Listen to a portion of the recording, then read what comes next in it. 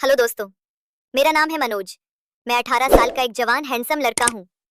ये बात उन दिनों की है जब मौसी हमारे घर रहने के लिए आई थी। हमारे घर में दो ही रूम थे।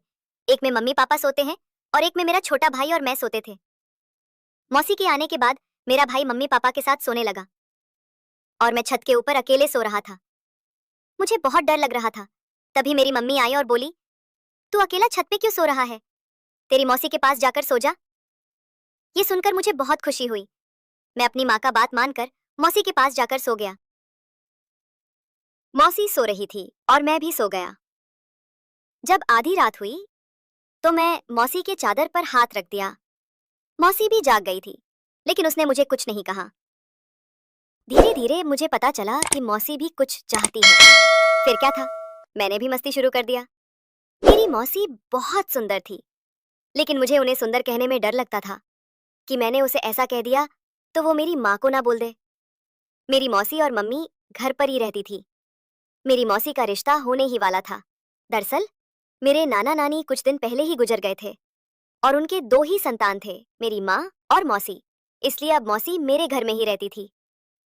मेरी मौसी का उम्र लगभग 20 साल है और वो गोरी, जवान और बहुत खूबसूरत दिखती है, ऐसा कि कोई भी उसे देखकर अपना ध्यान खो दे।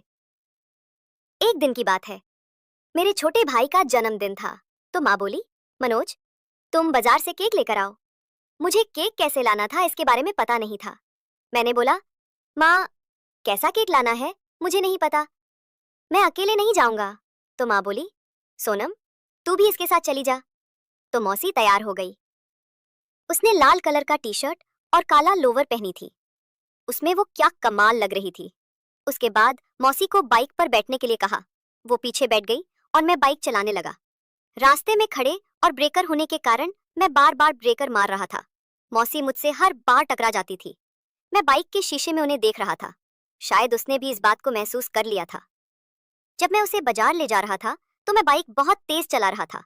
मौसी मेरे से बार बार चिपक रही थी। मुझे बहुत मजा आ रहा था। मैं सोच रहा था, काश ऐसा मौका रोज मिलता। कुछ देर के बाद हम दोनों बाजार पहुंच गए। फिर केक और भी सामान लिया। फिर हम दोनों घर चले आए। फिर मेरे भाई का जन्मदिन मनाकर सब लोग केक खाएं, फिर सब लोग खाना खाएं और सब सोने चले गए। मैं भी मौसी के कमरे में सोने चला गया। मौसी भी थोड़ी देर के बाद सोने आई। तो उसने मुझे देखा तो बोली, मनोज, तुम यहाँ क्यों सो जाते हो? तो मैं सोने का नाटक कर रहा था। तो मौसी को लगा कि मनोज सो गया। फिर मौसी भी सो गई। रात के करीब 1 बज चुके थे। तभी मेरी नींद खुली और मैं देखा कि मौसी गहरी नींद में सो रही है। तभी मैंने मौसी की चादर पर हाथ रखा और इधर उधर करके मस्ती कर रहा था। मुझे बहुत मजा आ रहा था। थोड़ी देर के बाद मौसी करवट लेने लगी तो मैं डर गया और रुक गया। कुछ देर तक मैं ऐसे ही आंख खोलकर लेटा रहा।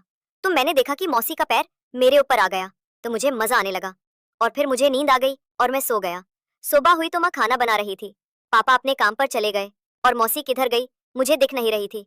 तो मैंने माँ से पूछा, माँ, मौसी कहाँ गई? तो माँ बोली, नहा रही है। कुछ देर बाद मौसी नहाकर बाथरूम से निकली और अपने कमरे में कपड़े बदलने चली गई। फिर थोड़ी देर बाद आई और माँ का हाथ बटाने लगी। फिर माँ बोली, मनोज, तू जल्दी खाना खा और मुझे हॉस्पिटल छोड़ाओ। दरअसल मम्मी को हॉस्पिटल और बैंक में कुछ काम था, तो मैंने जल्दी जल्दी खाना खाया और मम्मी भी खाना खाए और फिर मैं मम्मी को लेकर निकल गया।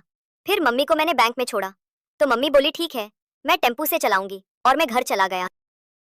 जैसे ही मैं घर पहुंचा तो मैं मौसी को ढूंढने लगा। कुछ देर बाद मुझे कुछ गिरने की आवाजें सुनाई तो मुझे लगा कौन होगा, लेकिन जब मैं मौसी के कमरे में मतलब अपने कमरे में देखा तो देखकर हक्च नहीं, ऐसे ही। तो मौसी बोली, दीदी नहीं आई? तो मैंने बोला, नहीं, वो शाम में आएगी। फिर मैंने माँ के कमरे में गया और मूवी देखने लगा। मूवी की आवाज़ तेज था। मुझे देखने में बहुत मज़ा आ रहा था। मूवी देखते देखते मुझे बहुत मज़ा आ रहा था। तभी मौसी आई और बोली, मनोज, तुम ये क्या कर रहे हो? तो मैं बोला, कुछ नहीं, ऐसे ही। तो मौसी गुस्से में बोली, ठीक है, आने दो दीदी को, तेरी सब हरकतें बताती हूँ। तो मैं बोला कि जब मैं बाहर से आया था तो तुम क्या कर रही थी? तो उसने घबरा कर बोली, कुछ नहीं, क्या कर रही थी? तो तुम क्या कर रही थी? तो उसने घबरा कर बोली, कुछ नहीं, क्या कर रही थी? तो मैंने बोला, मैंने सब देखा कि तुम क्या कर रही थी। तो मौसी बोली, ठीक है, तुम भी नहीं बताओ और मैं भी चुप रहूंगी। तब तक शाम हो गई थी। माँ, पिताजी घर आ गए। फिर मौसी और माँ खाना बनाने लगे। फिर हम सब खाना खाए और सोने चले गए।